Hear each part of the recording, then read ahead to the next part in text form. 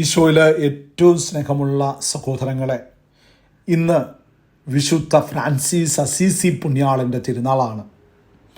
Today we celebrate the feast of Saint Francis of Assisi.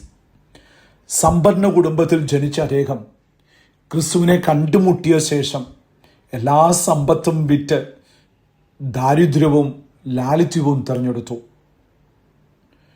3 key lessons from his life. First, simplicity. ലാളിത്യത്തിലാണ് യഥാർത്ഥ സന്തോഷം. Second, love for creation. He saw God's beauty in nature. സകല സൃഷ്ടിയെയും സഹോദരങ്ങളായി കണ്ടു. Third, peace and service.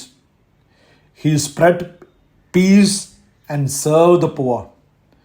സമാധാനവും സേവനവും ജീവിതമാക്കി. Saint Francis became a saint because he lived the gospel radically.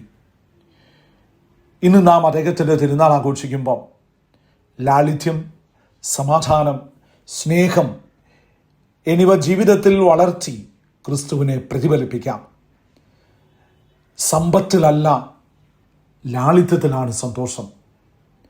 സാർത്ഥതയിലല്ല, സേവനത്തിലാണ് വിശുദ്ധി. ഫ്രാൻസിസിനെ പോലെ ക്രിസ്തുവിനെ ജീവിതത്തിൽ പ്രതിഫലിപ്പിക്കാം. The true joy is not in riches but in simplicity. Holiness is not in selfishness but in service.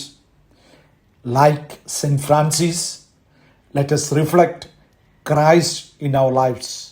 ഈശോയിലെ ഏറ്റവും സ്നേഹമുള്ള